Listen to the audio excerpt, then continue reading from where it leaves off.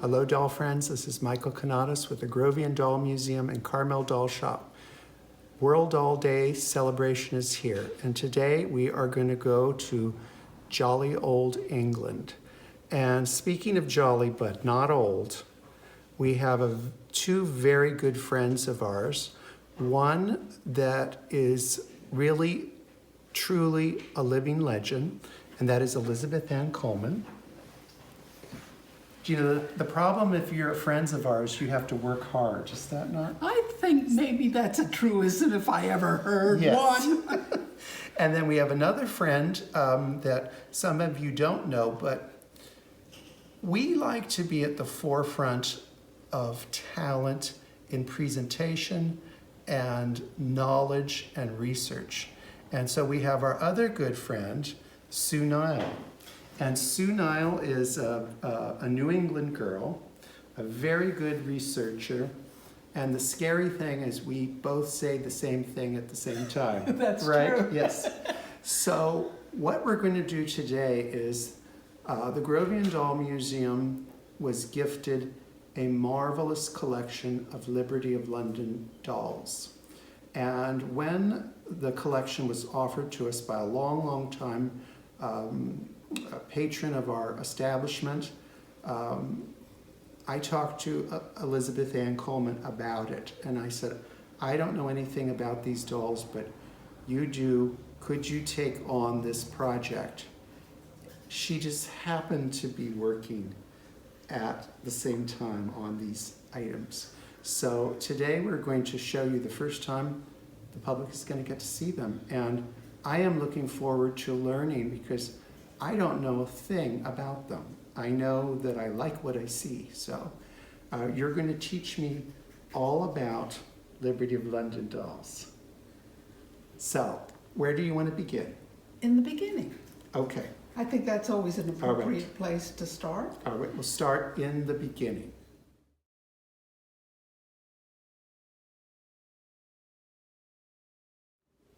In the beginning, the Colemans were fortunate enough to live for 2 years in the United Kingdom. I was going to boarding school, and for holidays, I would go up to London. And part of the excitement of going up to London was to go into that wonderful faux Tudor building called Liberty of London and visit their toy department. And they had some wonderful dolls, but they were quite expensive. So after 2 years, the Colemans returned to the States with no Liberty of London dolls in their luggage. We remained that way for probably 2 decades with no Liberty of London dolls in the Coleman collection.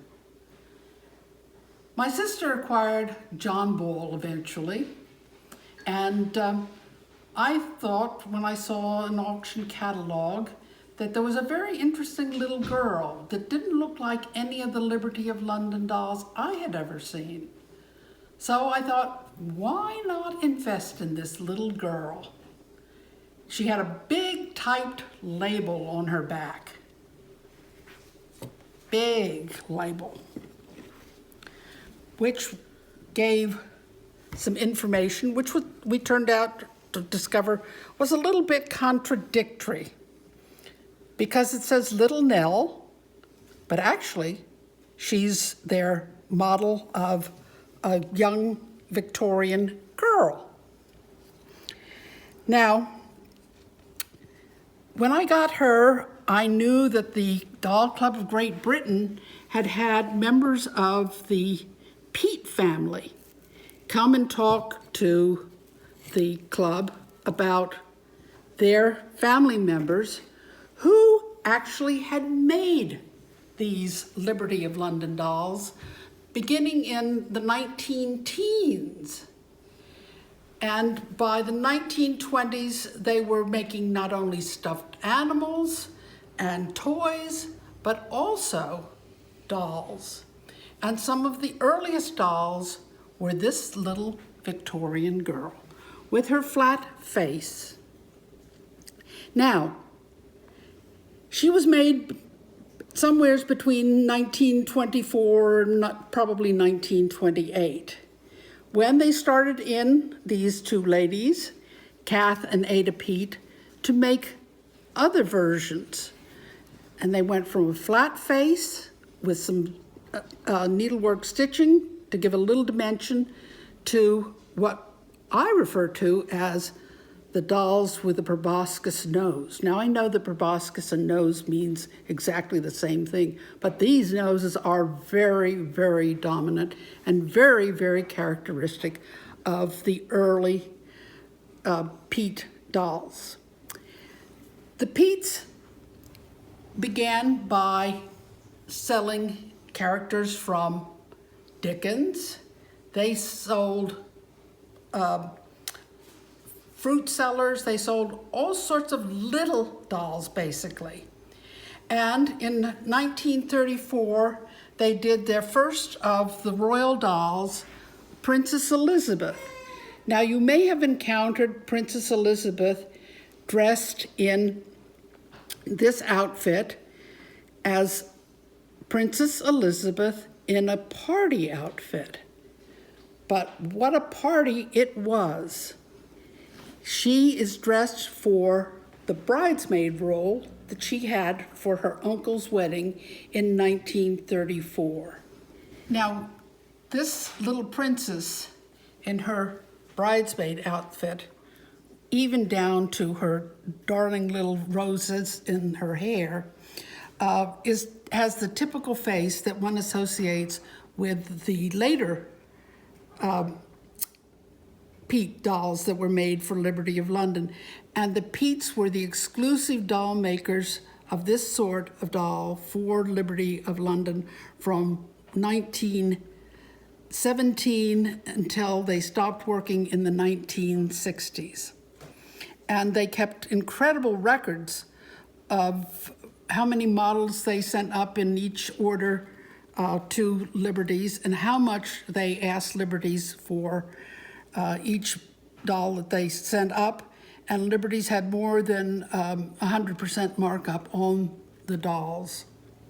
So they really were quite expensive. But the sisters divided the work between them, and Kath was the artist who did the painting of the features, and Ada was the seamstress who did the sewing of the costumes and also did the delineation of the faces. And most of the faces are done with only 2 or 3 stitches to achieve, in many instances, incredible likenesses of the personalities. Most of the Pete dolls, we can trace the source of inspiration for the dolls.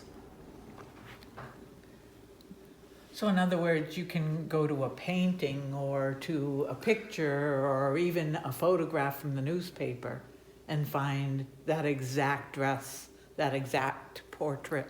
So you really know what the doll was supposed to be. And the wonderful thing is that in the Pete family archives, they have most of these items available.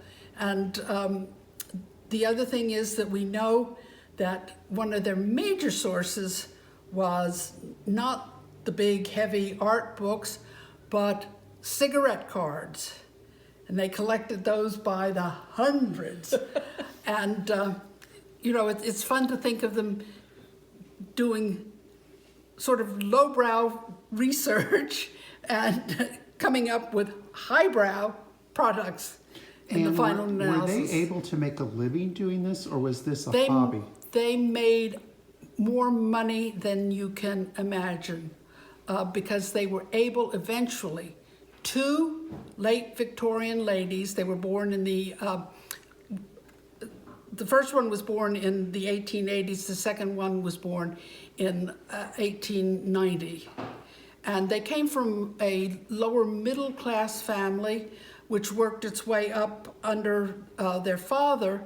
And then when he died in the teens, they were sent away because their brother inherited under English primogeniture the family estate, if you will. And they had to rent property. They rented several houses, but in the final analysis, in the 1930s, they were able to buy their own home. And Just off of doll making. Just off of doll making. Which their brother had said would never happen. Yeah. It was very interesting because he said to them, "You will not make a living doing this," and yet they did. Yeah. Well, what did he know? Exactly. But he was so proud of what they did. It was amazing. I mean, he could not have been more complimentary of what their achievement was. And there's great niece who we met, and nephews, and there's another niece, great niece that we haven't met. They are all likewise incredibly proud of the achievements of the two maiden aunts. Do they realize that their work has been sprinkled all over the world? Yes. And that's a very interesting part of which we won't go into here today, but the archives tell us all about how the dolls got distributed around the country. More of the dolls were sold in this country, the United States, than were ever sold out of the shop in London. So they went directly here? Yes, from Liberty wherever- had agents in the States who acted as the middlemen for the distribution of these. And the two primary sources in the States were Elsie Clark Krug, who was really their real outlet, and second major outlet was Kimport. There are other small businesses that we know also distributed them, particularly in the 1930s. But Krug and Kimport were the two. And the interesting thing also there is that when Krug and Kimport didn't have a particular model that they had a customer for, they would trade. Oh, really? Oh. Yeah. How had did cooperative. they do during the Depression years? Very well, because those were the Coronation years. Oh, and right. why don't we go over Yes. to Coronation Okay, Lane? all right.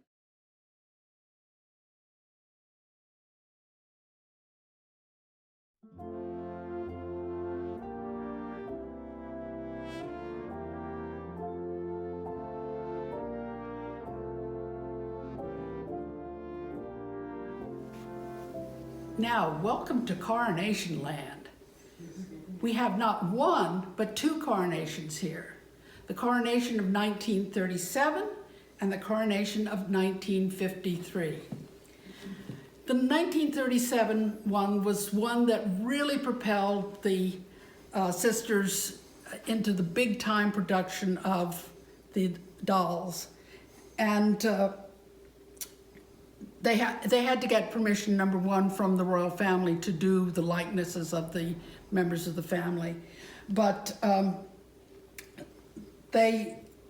that point, they thought they were going to have Edward the Seventh as king to work from. But Edward the Seventh had other plans in mind. If you know any history, he married an American divorcee. Ooh! Something new at that point. And the Peets actually copied a painting that had been done of Edward for a newspaper. And all they did was change the head of the Edward and put George the Sixth head on the portrait. So let's see, I think we have him right here. This is George the Sixth. and he's got We've this. got a lot of them in here. Can you pull him out there for? I think I can, Yeah. just a second. Because it's Mr. very hard Here. for me to focus when I see all those shiny jewels. We like shiny jewels. Jules. There he is. Now, he's wearing a costume, and this really is a costume that had been devised by George IV, and we'll meet George IV later on. But you get a really good sense of his profile there. And when you were talking about the noses earlier, you get a real good sense of how prominent those noses are on those faces. They were so incredibly imaginative of how they did the ermine, and Oh, yes. I mean, it's kind of mind blowing. No, they were masters. They had imagination like somebody else I know, but I don't think I should mention the name, should I? No, I would never do that. Never give a secret away like that. If anybody can't guess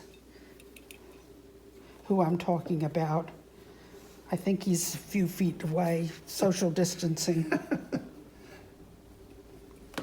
Now, for the actual coronation, there was George VI, his wife, who we know more recently as the Queen Mum, Elizabeth Bowes Lyon, and his two daughters, Margaret Rose, the youngest, and Elizabeth, who will grow up to be Queen Elizabeth, and his mother, Mary, Queen Mary of Teck, who had been married to George V. We And- got it. Yay! And George V here is shown in an informal state robe outfit with, I think he's in an admiral's uniform in this instance. Can you see there, Michael? Oh, yes. Yeah. And all the wonderful braid and so forth. Now, Of course, he wasn't at the coronation, obviously. No. But we're putting him in this in this royal group. yeah. Now we'll come back to the cast of characters on the wings of this table, and we'll continue to go up the tree. And the next rows up are, 2 rows up are the 1953 coronation. And here is, as you might gather, having seen her in a gold dress, is Queen Mary again. Now, unfortunately, she died just weeks before the coronation, but they had already made Queen Mary, and so She was there in spirit. Spirit, yes. Then this is Princess Margaret when she grows up in her coronation attire, dressed by Norman Hartnell. Prince Charles and Princess Anne to replace their mother here as children. And this is the Queen Mother in her Norman Hartnell dress. And then on the upper tier here, we have Queen Elizabeth in one of 3 coronation dresses. And this one is very simple. And you may say, why on earth would they put her in such a simple dress? They didn't know what the dress was going to look like. Norman Hartnell was not allowed to release the sketches of the dress until later. But they knew later on that the dress was going to have some patterning, and there was a second doll that had a more elaborate dress. But this is their take on the actual coronation dress as designed by Norman Hartnell. And if you can't guess, the man in the middle is the late Duke of Edinburgh. That is a really good portrait of him at the time, I think. Yeah. When you consider it's tiny. They're all incredible portraits. Just so our audience knows, how tall are the average? They sort of range between 11 inches and 8 inches, and some of the children are smaller than that. So these are very tiny dolls. These are all small dolls. I mean, if I put my finger up here, I think you can see that the Queen's head is not much bigger than the top of my index finger. Yeah, oh yeah, totally. And yet, the two characters at the top are from the 1937 coronation, and this is the Archbishop of Canterbury, a man by the name of Lang, and this is the Archbishop of York. You never guessed that from the Y's on his trimming his cape. And if you look at the photographs of those two gentlemen, they look exactly like they've been depicted here.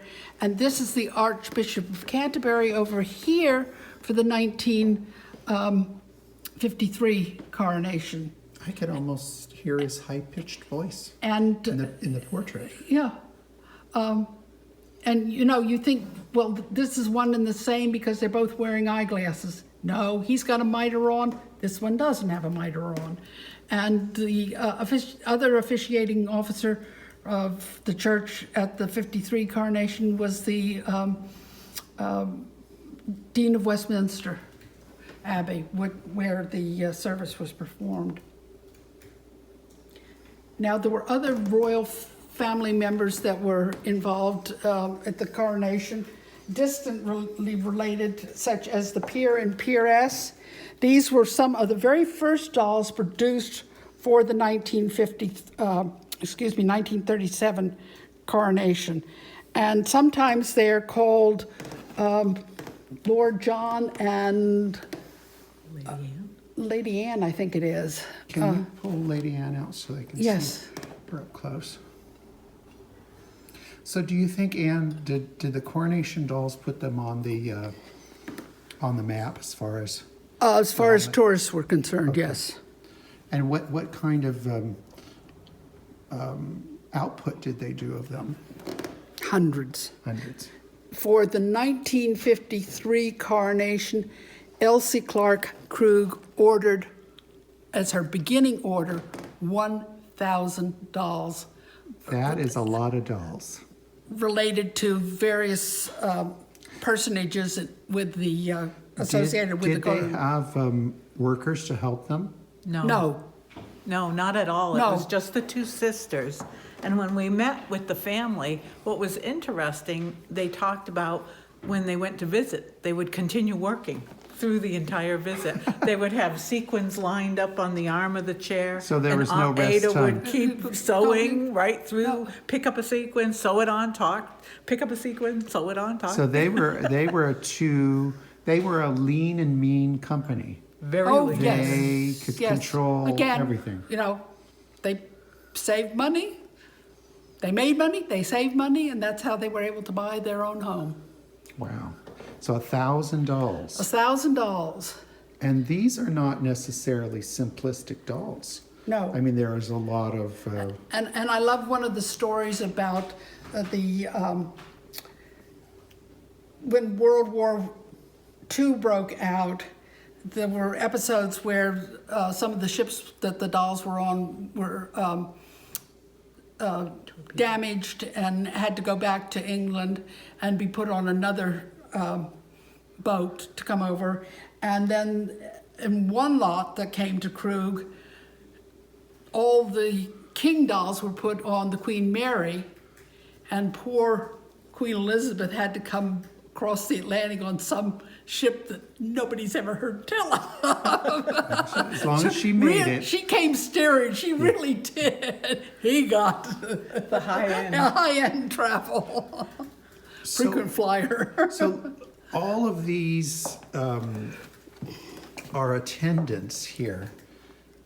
These are had to the be guards, right? These had to be very popular for the tourist trade. all Yeah, of them. these were, and as I say, these were the first. These were done before the royal family because they had to get permission to make likenesses of the royal family. And what were the royal family? Were they keen on this, or did they have? I don't think they could thought. care less. No, they didn't stay awake at night. Okay, there's no no No, there's- documents of that? Or, there's- Well, and in the first ones, if the war is coming, right? For the 37 coronation. That's No, that isn't an issue at that point. And, so, It's only in the 1940s, 39, 40, that you really get and then the 37 dolls just drop off, the coronation dolls just drop off. it becomes old hatch then. Yeah, by then, yeah. They do not survive the war, let's Yeah, put it like yeah. that. They moved on. And they actually stopped making dolls because they were a family that didn't have children, so that one of the members of the family had to go out and work. So that stopped their... To do yeah. their war part. And the other thing was that the fabrics were hard to get. hard to get. They were rationed and so forth. So that, Liberty supplied them with lots of off-cuttings and trims. Most of the felt that you see on the dolls, and you see a lot of felt, that was bought locally from their local supplier, but there are lots of fabrics which just scream Liberty of London fabric. Yeah, I think some of the fabrics, the prints, we don't even need to really look them up because it, as you said, it They just, scream, yeah. yeah. Did you want to talk a little bit about the beef eaters and the fact that we have different ones I for was going different- to go this Oh, direction. well, you got to listen to the boss. I What does the know, boss I lady know. want to? Okay, let's go in this I was direction. going to go in this direction. Okay.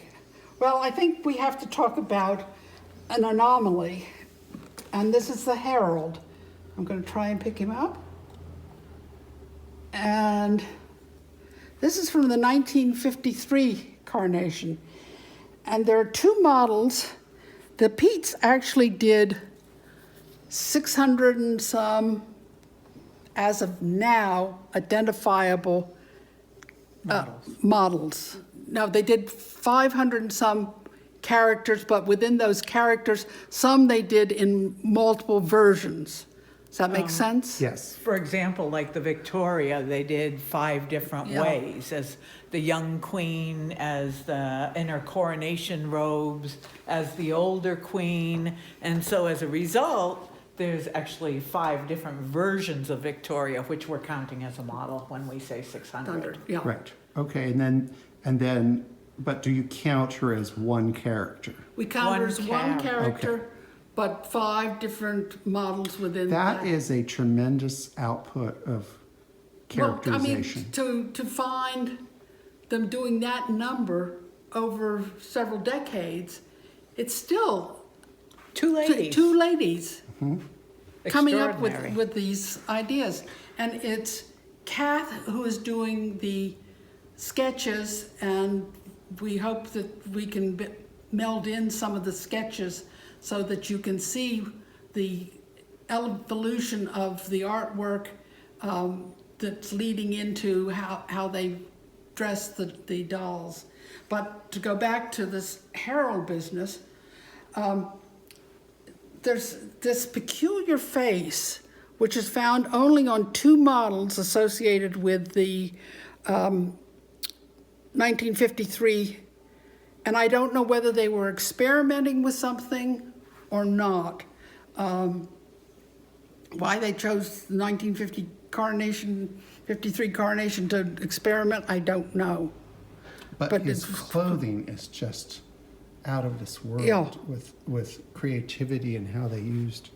An different- exact copying of what that Herald outfit would be, to get the 2 lions on it, to get they followed all Because this the is pictures. all very strict, dictated costuming. This is not something that you play loosely with, because if you play loosely with it, then it People are- isn't the Herald. Right, and then people would know. In Right, that culture, they would know. Yeah, the British would know instantaneously. Not only the cigarette cards, but there were books on the costuming that they had to do. So it's very interesting. And, this is one of Elsie Clark Krug's tags, and she wrote always a lot of information about the character. So that's been with him for Since- at least 70 years. Yeah, since the Or 19... around then. And she was doing this for all the dolls. Every doll, I think, that came out of her Shop business. in Baltimore. Yeah. And obviously she didn't have a printer. She had to. No, she wrote, She wrote it herself. Yeah, yeah. Yeah. The one that I think is fascinating is the one with the massive amount of furs. So who is he? Oh. Well, if you're Lord Mayor of London, Oh. excuse me. Your job is only for a year, and then you have to be reappointed maybe for another term. But So it's you a live it quick, up quick when you- turnaround. But that's So for the Lord believe Mayor, it's- that was a great year to Yeah. be the mayor, Yeah. wasn't it? And I think that, am I wrong, that if you're going to out in the marketplace right now to look for Liberty of London dolls, the coronation characters would Are probably the most plentiful. yeah. Yeah. And I mean, they're very satisfying. we only have probably on this table a third of the number of characters associated with the coronations. And we have several lists of the coronation characters, and they're all mutually exclusive, except for the main players.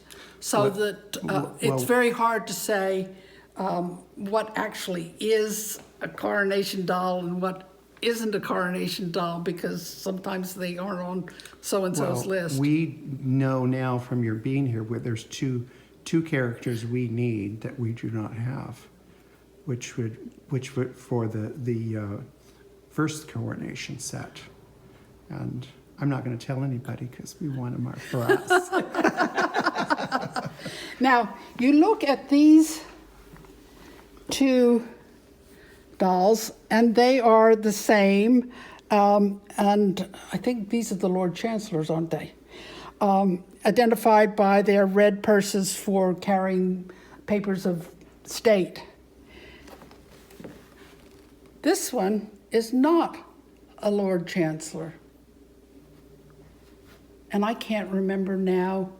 This is somebody who is an identifiable personage, and his outfit is very similar, as you can see, to the Lord Chancellor. Oh, yeah, totally. But this is another identifiable personage, and sorry. You have a lot. We have a lot to identify. So Yeah. it's a lot to go. This is a bargeman, a lower level coronation personage. This is a chorister. And this is an ambassador back here. Right, Sue? Yes. And, oh goodness, I forget who he is. Oh, was he the bandmaster? Bandmaster. He's the bandmaster? Yes. You see, I'm supposed to remember 600. Oh, come Some- on. They made I'm thousands of dolls. I'm What sorry. kind of excuse? I'm sorry. And all the dolls are, when you begin to look at them, they are all unique. There are no two that are exactly alike because they're hand done. Well, and we laugh. There are good days for Queen Elizabeth II, and there are bad days for the Queen Elizabeth II. But what we have are only good days. That's correct. We don't have any of the bad ones. That's correct. So we will now march on. The first doll that they did before the coronation was the Beefeater. And so we have Beefeaters from George the Sixth. I don't think there are any that they did for Edward. I don't believe so. I I think think the it'd one. been And so then short. George Such a George short time. George the Fifth, George the Sixth, and Elizabeth. Elizabeth. And those you can tell what reign they are associated with because the Beefeaters all have, this is a G.R., George Rex, and from his face, we know that he's the sixth, George the Sixth.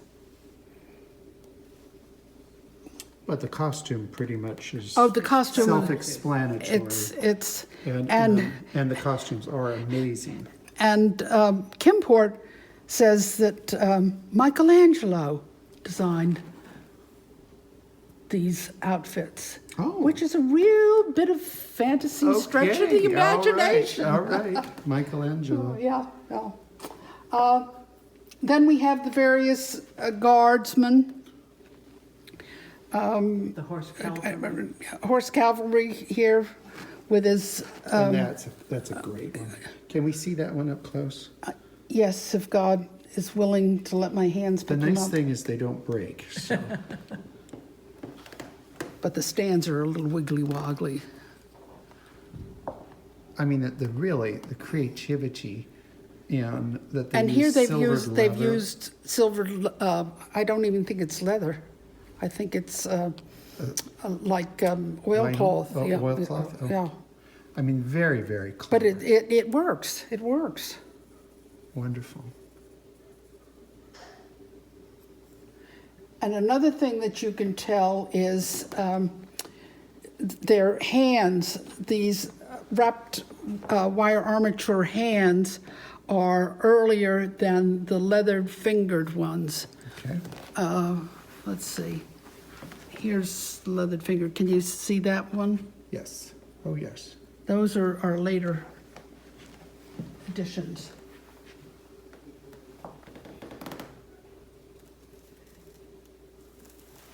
And this is a postilion back here with his gold braid.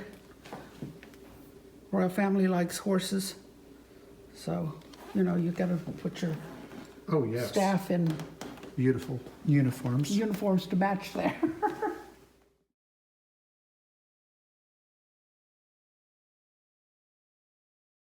We're going to take a look first at the royal family from the beginning of known history and maybe even one step back into not history.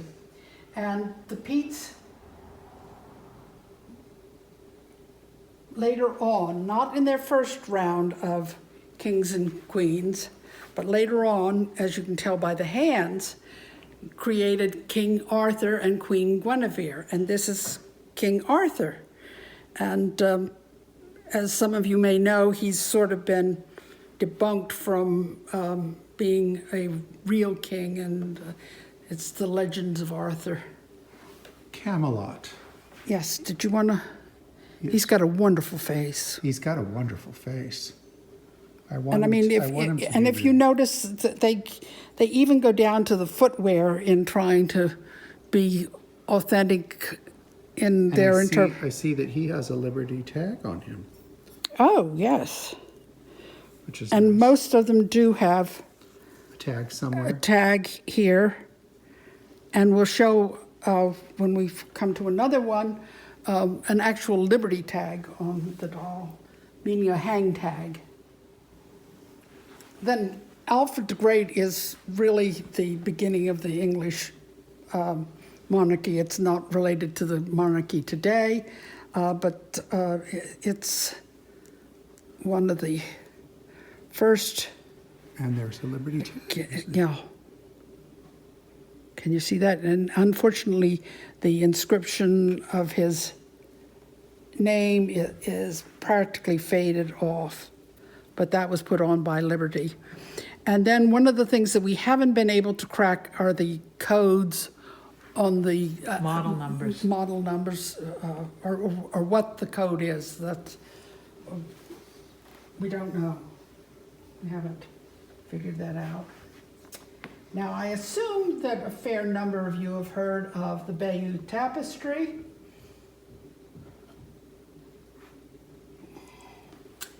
And this is William the Conqueror, who is depicted in the Bayeux Tapestry, wearing his armor. And here they have taken dress fabric Oh, yes. And But from where I'm standing, it looks like armor. chain mail. Mhm. Yeah. I mean, again, they're looking at the fabric of how it's going to interpret the scale that's necessary for it interpreting, and then they've taken some lame for the upper arm armor. That makes sense. Very, very.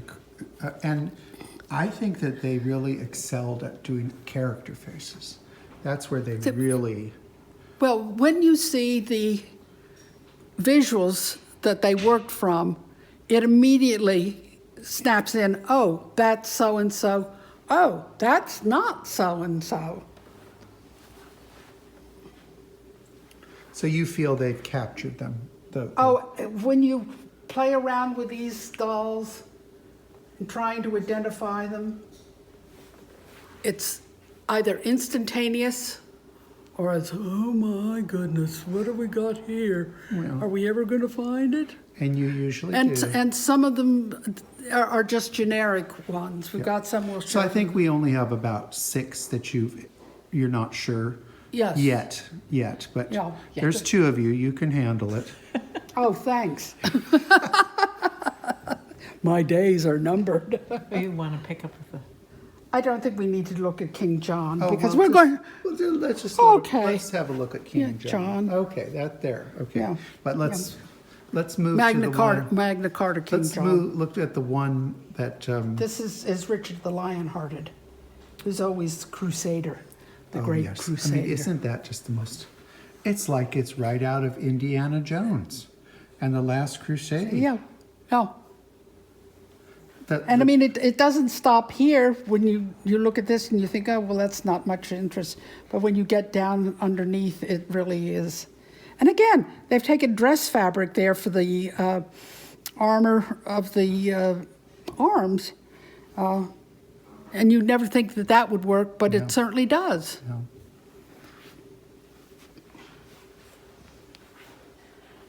Then we jump several centuries here, and we come to Charles I, who was not the luckiest king. And we have him in 2 versions. This is the first time you're seeing 2 versions of this is Charles I, this is Charles II. It's Charles II. Did we confuse? No, this is James. Okay. I Well, thought, they're all related. They're all related. They're all family. well, maybe it's because we had one that we didn't think was right before that we have. But he, I think, is Oh, they're is wonderful. the most of this group. Well, I don't know. I have a couple. This one is one of my favorites. Oh, what a face! I mean, again, that really captured in a simplistic. Yeah, way. you know that's a Van Dyke painting Yeah. that this is from. Yeah, I mean, it really and the boots. I mean, they really did Yeah. a wonderful job with the boots. Now they could turn out 2 of these a day Okay. to give you an idea of how rapidly they could work. But they also had to live and they had to get the supplies Sure, in and da-da-da-da. yeah, but You know, yes. they didn't turn out, but I think they worked 7 days a week. I don't think, you know. Well, and their pleasure was shopping and researching and going to museums and And And films. Oh, they Okay. love films. Yeah, and they got their start in theater. oh, they did. Little local theater. They worked in the costume shop. Okay, so they had some training. They had some training, yeah, And which they knew- miniaturized. Well, but they also knew illusion. Yes, exactly. Where, drapery tassels can suddenly become Egyptian headdresses. Yeah. If you know the Yeah, illusion. yeah. He's wonderful. Now, is that not somebody who deserves to have their head cut off? For excess in the expense account? No, it's a fabulous piece. Just absolutely fabulous. And this is his poor wife. Isn't it Mary Medina? Medina? Well, I will tell you that she has one of the least interesting costumes in the collection. It's not her fault, but No, I mean, I don't have to love all of them, but hers is my least. okay, so this is James. James II. And his costume is Again, magnificent. again, it's late armor. Yeah, it's just fabulous. And the boots. Don't you love the boots? Oh, yes, I do. The boots are just Totally. wonderful. Totally. Yeah. Just, and again, you can tell that he's a later doll, but that doesn't detract. Early, middle, or late, they're all, Well, they're Wonderful. also getting much more creative as they go. okay. And then this is Anne, Queen Queen Anne, Anne. famous for her 17 children. Well, that didn't make Good. it. That No, didn't make it. Poor baby. And she was plumper, and you see, this doll is But they were plumper. they were very polite about it. They didn't overdo it. No, And then George IV. George IV, in his coronation attire, which he designed specifically for his own coronation, and which has been used. I doubt if Charles will wear, No, I don't Yes, think he will. but George IV loved spectacle, and so he wanted his coronation to be spectacle. Well, he did. I think they've given him credit that he Yeah. invented this. And if anybody's been to Brighton Pavilion, Oh, they love know it. what spectacle love is it there. all about. Now, I think we come to Queen Victoria, who I think many people are familiar with from her recent celebrations of her 200th birthday. And let's start with her in later life, where she is the Mary Widow of Windsor. I don't think Mary, but she was the Widow of Windsor. And dressed all in her black, which she started to wear instantaneously upon the demise of her husband, dear Albert. And this is taken from a photograph. They used two photographs of her in another commemorative one done in the late 1890s, and I forget, it's the Diamond Jubilee, I think it is, 60 years on the throne, and she is shown in purple outfit rather than all black, and that was a major concession of hers. And with that outfit, she wears a portion of her wedding dress, the lace from her wedding dress, In the purple, in the purple, or over the purple. yeah. So that's the widow, but this is the coronation? Yes, this is after a portrait by Hayter, I believe. Now, this is what we were talking about earlier, where it's one character, but we're showing here two models. There were more models than that of Victoria. There were 5 models all told. There was young Victoria, there were the 2 old widow Victorias, there was a state robe Victoria, which she is wearing a red mantle, and there is this coronation one. So that it's a really nice representation of her through her life, which was, as we know, long. Do we know, is there a character of Albert? There is. There is. Two versions of Albert, and they're both in military uniform. Well, why don't we have one? I think he's at my house. Well, gimme. gimme. No, the Albert ones are nice, so maybe they'll be reunited. You never know. You never think. Strange things happen. Yeah.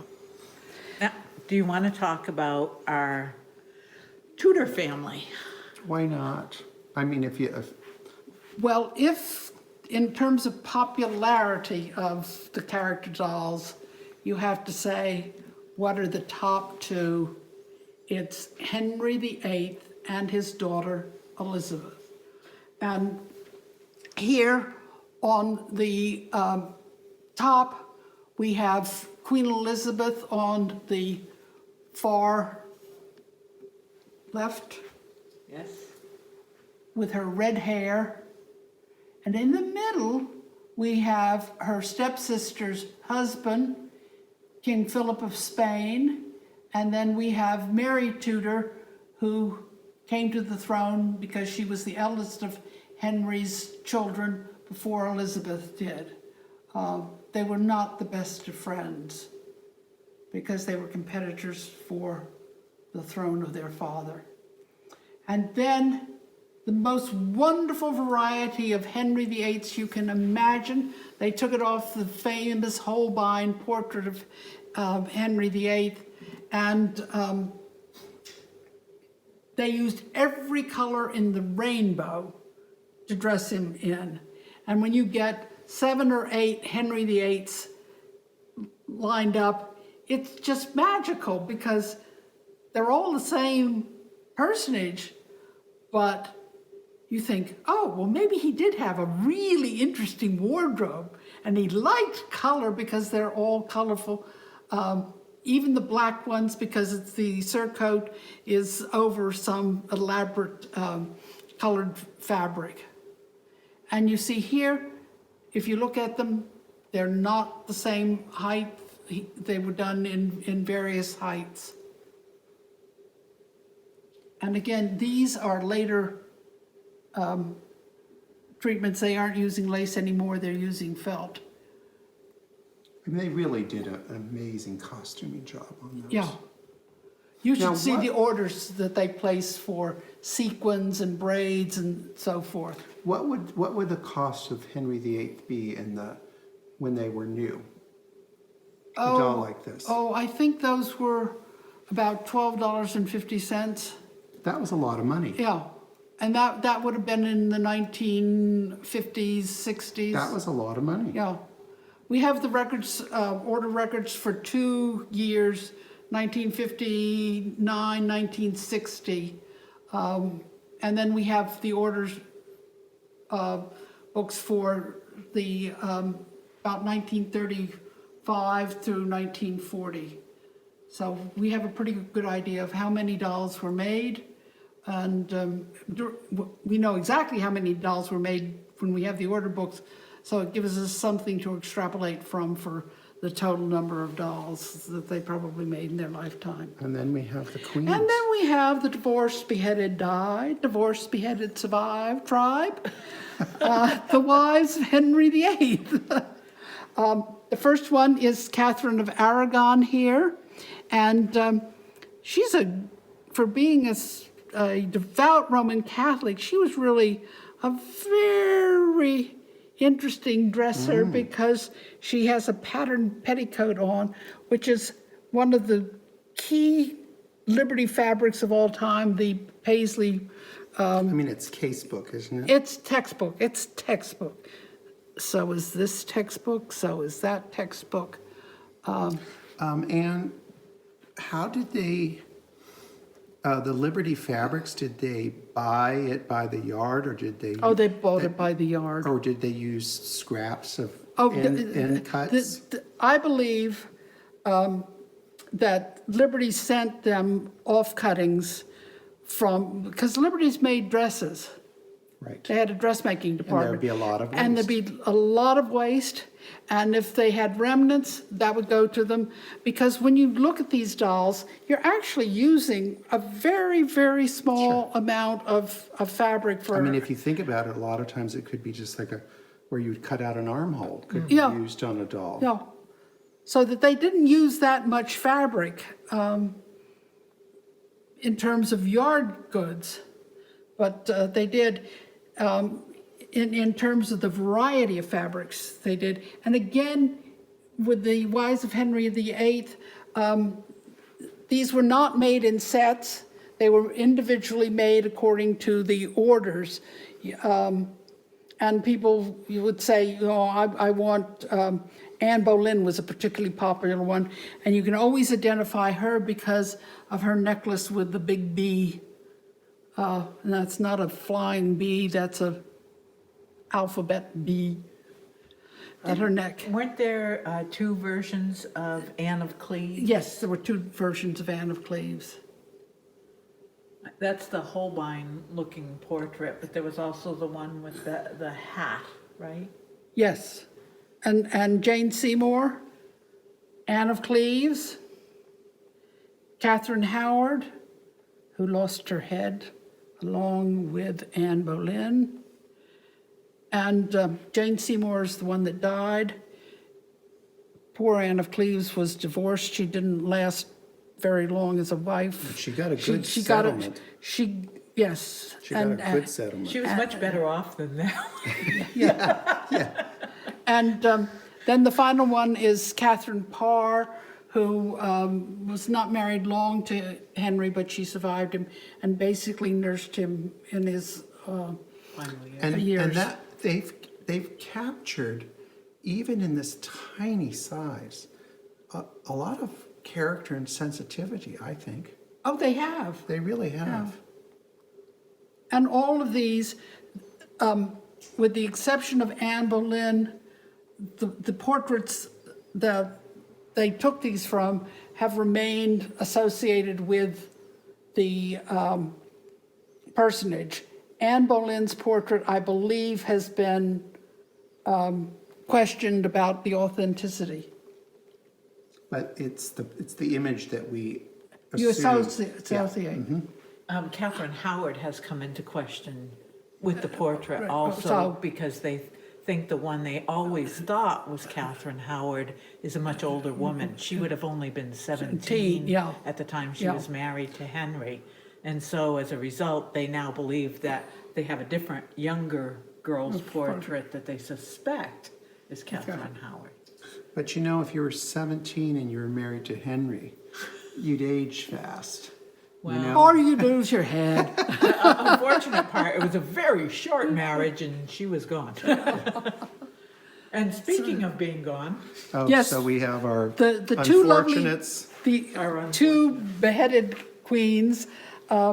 Let's look at Mary Queen of Scots first, who her cousin Elizabeth sent away to the chopping block.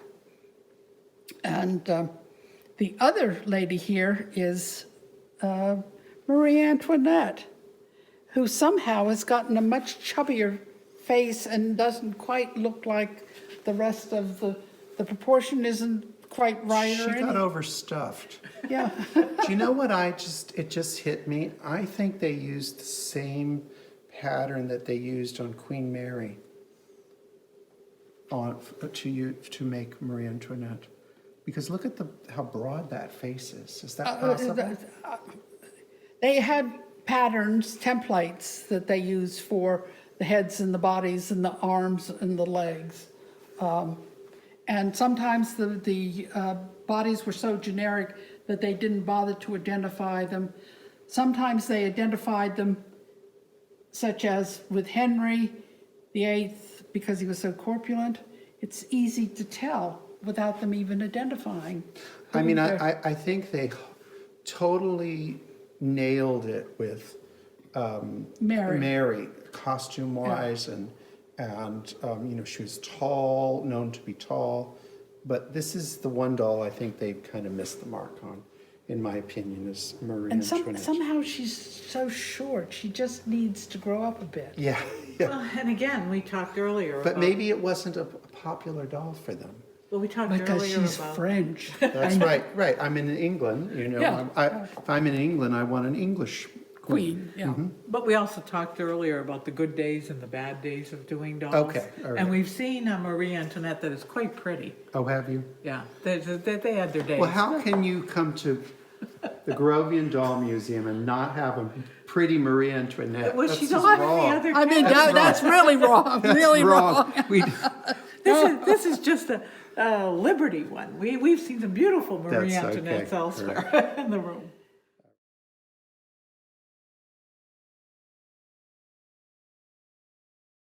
Now, we've had British royalty up to our necks, which we hope our heads are still attached to.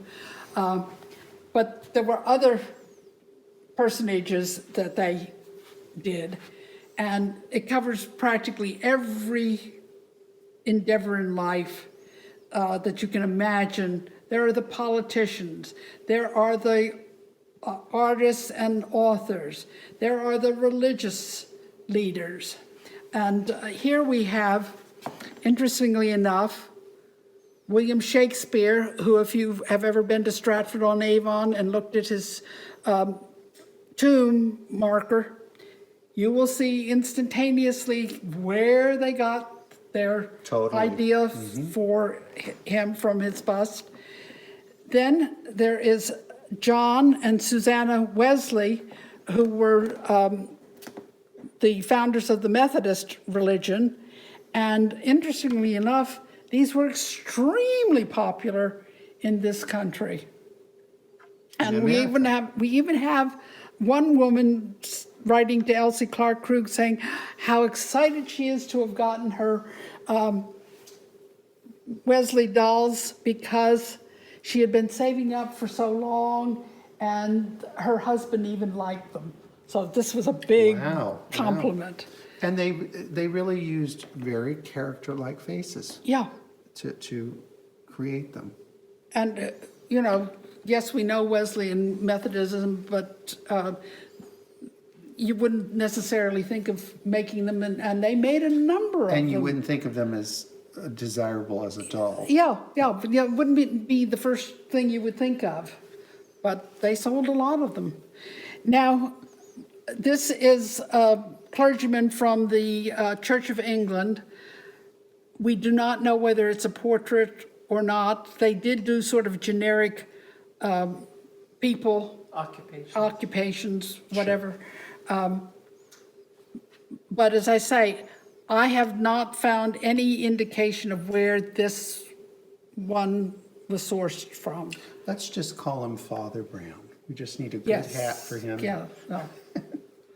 Now, I looked and looked at this one, and I thought, oh, I'm never going to figure out a man in an all-black suit who's rather portly, because he probably drank a lot of port, which added to his issue with gout.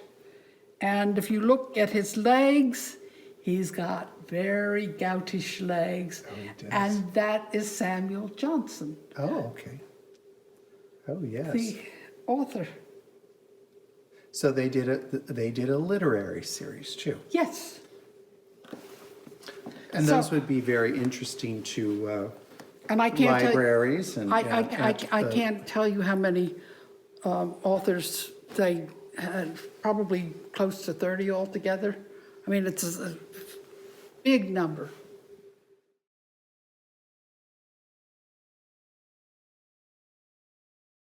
Now we've reached the island of explorers and military personages.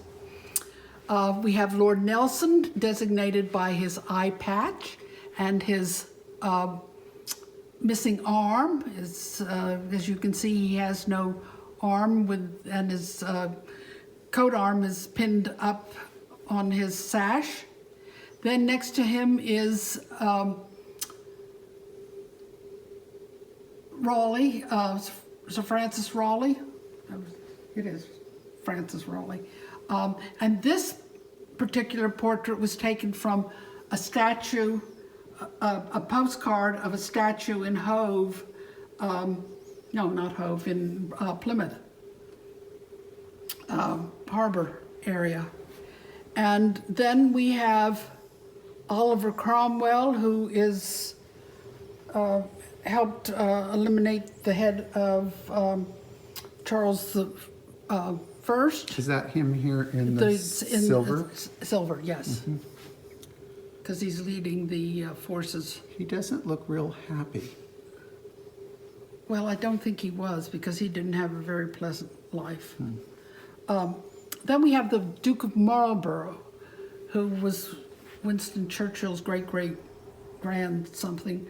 And again, he was a military man, and he won an important battle, the Battle of Blenheim, and with the monies that he got from his victory, he built Blenheim Palace, which is one of the great English country houses. Something to see.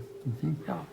Now, the next two are Sir Francis Drake, and because of his associations with Virginia and tobacco and so forth, he's got a pipe. And to show you the fun bit, see the smoke coming out of the pipe? So are these both Sir Francis Those Drakes? are both Sir Francis So two Drake. versions. Two versions. Oh, that's very clever. I mean, that really is. And I mean, I want people to see that they can't say that every Francis Drake is going to look like that.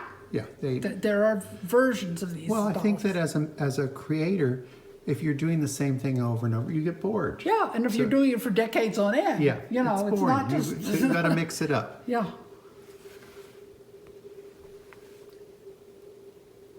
And then I think everybody can tell who the man in sort of the, I guess,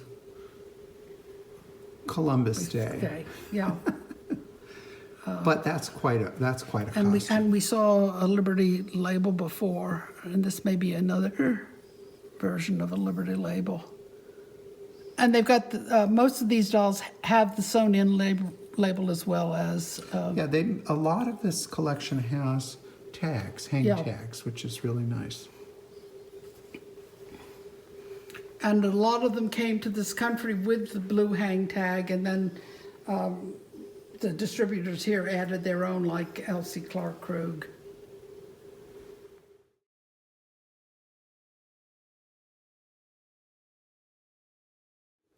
Okay, we come now to the area where they did a lot of dolls in regional attire. Some of their most popular ones were their Irish couple. This is a small version. These were sold from the 1930s on very regular orders. And the other pair are the Welsh couple. And frequently they did the dolls as couples. And in the case of the Polish ones, they even tell you which towns the costume represents.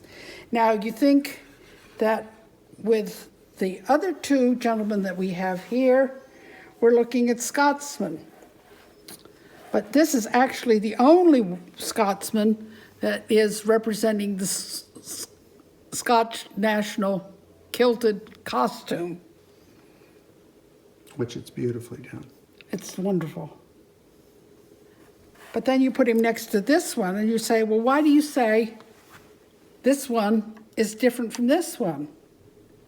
Well, excuse me, this is Bonnie Prince Charlie, who was a pretender to the throne of the United Kingdom. He's beloved in Scotland. He's not so much loved in England, but he's wearing the traditional attire of a Scotsman. And they're distinguished by the headwear that Bonnie Prince Charlie wears, and he's got slightly more bijou on him than the ordinary Scotsman. But what's interesting here is that there was no lifetime portrait of Bonnie Prince Charlie, so that they've used the 19th century visual sources of Bonnie Prince Charlie.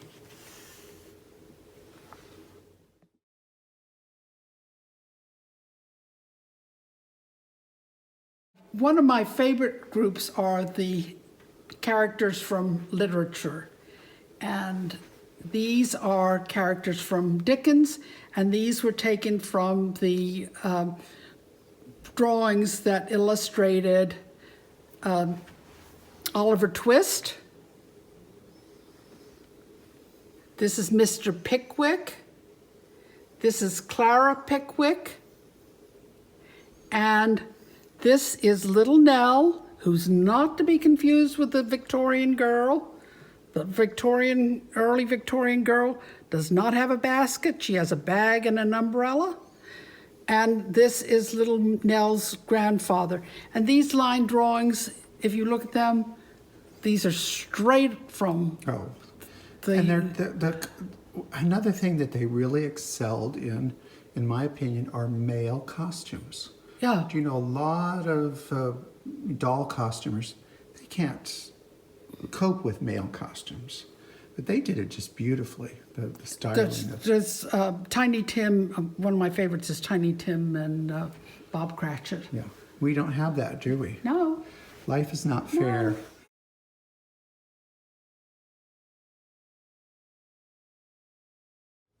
Well, I hope we've begun to intrigue you with the riches and variety of the Peet Sisters' creativity and, I think, brilliance at creating dolls. There are, however, some dolls which sort of escape easy categorization, and these happen to be a couple of very, very typically British dolls. This is the town crier with his bell to make announcements about events that are happening, news that's happening in the village. And this is John Bull, who is a cartoon figure which is supposed to represent sort of Mr. Everyday Britain in the early 19th century. Now, I have a stupid question for you. Is that yours or ours? That's yours. Okay. That's yours because... You could have said it was yours and I wouldn't have. No, that's yours. Okay, all right, because good. I didn't want to. I only Well, brought one. why would you bring it if we knew? Because I knew you had this Yes, one. okay. And since we've been out here to begin to work on this project, we have been able to identify this man who is from a historical fashion series that they did starting from about 1066 and all that, up through the 19th century. And this man represents a gentleman of fashion dated about 1820. He's rather wonderful again. Oh, a dandy. Isn't he? Yeah, yeah. Now, National heroes, huh? these are two political guys of the same period. I think most people will recognize Sir Winston Churchill, designated by his famous cigar. And again, I think they captured him. Oh, it's amazing. Yeah, he's just Even his kind of slightly bow-legged Yeah. stance. just fabulous. And this was another prime minister, Stanley Baldwin, in his court dress outfit, informal court dress, as opposed to formal court dress. Now, for the American clients, they had several dolls made, and we have the icons, George Washington, and I don't think there are many people who are not going to know who his companion is, Abraham Lincoln. So the father of our country and the savior of our country. Yeah. Now, this, obviously, those were made for the American market. That wouldn't Yes, have had... these would have no interest whatsoever, No. I'm afraid, commercially for the British. British market. But as I said earlier, the Americans were basically, I think, what kept the Liberties dolls and the Peets in business. It was the enthusiasm of American clients. Now we have One of my favorites. Joan of Arc, and I think they've captured her armor magnificently. I mean, it's so creative and inventive. And this, I can't remember now what it was taken from. I think it was taken from a later, excuse me, a later representation of hers. And that would, again, I think would be for the American Yeah. market. Fabulous piece.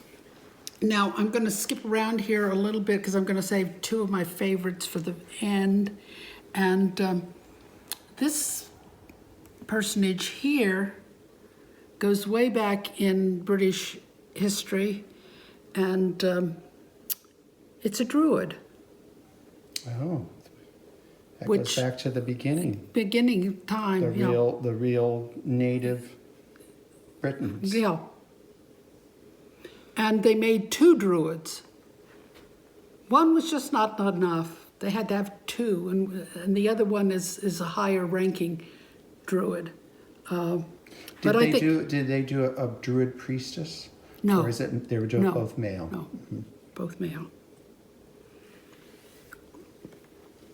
Now, this is a very interesting young man here because he is part of the air raid.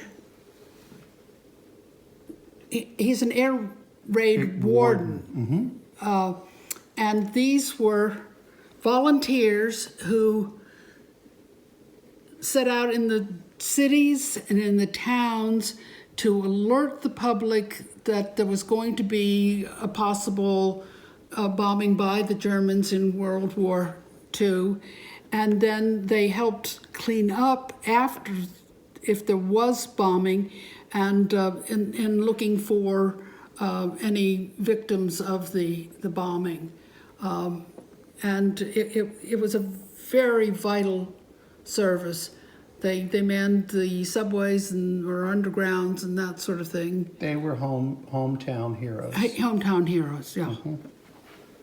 And they really captured him beautifully, I Yeah, think, with no, he's the wonderful. uniform and the helmet and the pack on his chest. Yeah. And they did other military personages, but he, to me, being localized home is very much of more interest to me than just an ordinary soldier who gave an awful lot too. One thing I've noticed that we're short in this collection, we don't have any nurse figures. They did Fluffy Nightingale, Florence Okay, Nightingale. well, we need her. Oh yes, I mean, when you think about it and you say, did they do it? 9 times out of 10, they did it. Yeah. They okay. did it. Now, I saved one of my favorites to the end because this is not Santa Claus. This is the British Father Christmas. And so I conclude with this, wishing you all the best in the world, and may the gifts of life be bestowed upon you. Thank you for listening to Susan Nile and myself, Come on and in here. Michael Come on, Canadas, Susan. Get as in we here. tried to So, entice you into learning more about but liberty. you have so much more research that the two of you have been working on that you will share in the future with the public in publications We and hope whatnot. to have publication, Yes, because you have a lot of great and people material. need to begin to build up stamina to lift the volume. It'll be a king-size book. Well, I want to thank you for always being here for the doll world. Well, I want to thank Sue because she supported me in this endeavor. She got hooked in. And I think there are other people who feel, oh, Ann Coleman called and said, would you be interested in doing this? And I go, oh no, not that call again. That's Well, you've been had- great fun. It's You've been had great a fun. lot of those But calls. we've learned so much, and we hope we've shared a little bit of it with you today. Well, thank you very much, Elizabeth Ann Coleman, the First Lady of Dolls, and to her good friend Sue Nile. Thank you so much. Thank you. Thank you.